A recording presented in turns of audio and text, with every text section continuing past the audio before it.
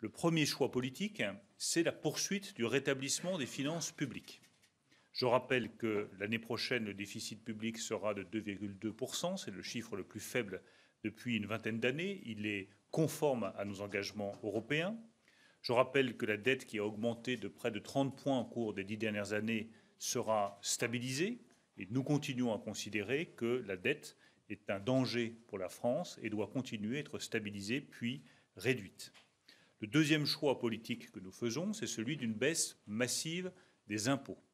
Une baisse des impôts pour les ménages, avec plus de 9 milliards d'euros de baisse d'impôts avec la taxe d'habitation et la baisse de l'impôt sur le revenu, qui vise justement à garantir cette meilleure rémunération du travail.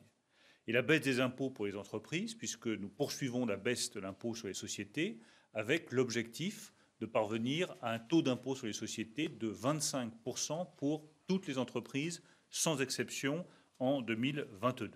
Ces baisses d'impôts sont financées en partie par une réduction de certaines niches fiscales, comme par exemple la niche sur le gazole non routier.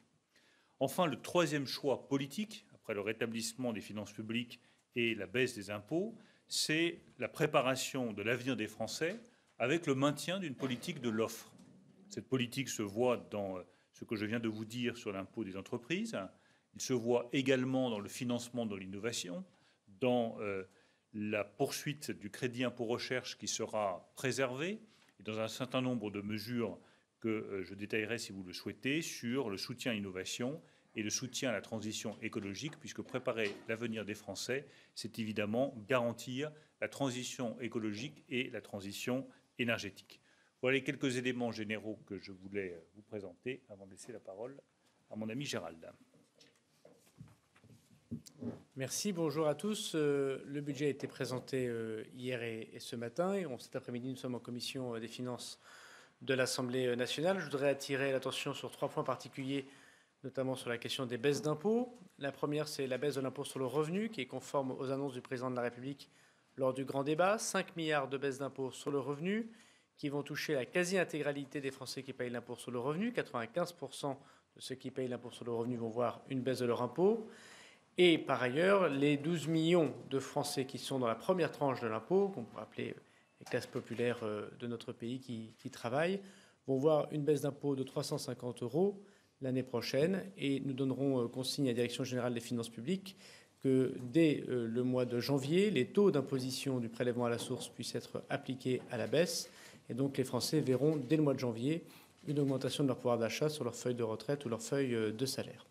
Le deuxième point que je voudrais évoquer, c'est de la taxe d'habitation. Nous poursuivons la suppression de la taxe d'habitation pour 80% des Français. C'est quasiment 4 milliards d'euros que nous mettons dans le budget en économie pour baisser cette taxe d'habitation. Cette taxe d'habitation sera donc bien supprimée dans le mandat du président de la République. Et c'est encore 350 € en moyenne redonnés aux Français de pouvoir d'achat l'année prochaine, qui terminera donc pour les 80% des Français en 2020 le paiement de la taxe d'habitation, puisqu'ils vont recevoir dans quelques jours leur avis du deuxième tiers que nous supprimons, qui était celui du budget 2019.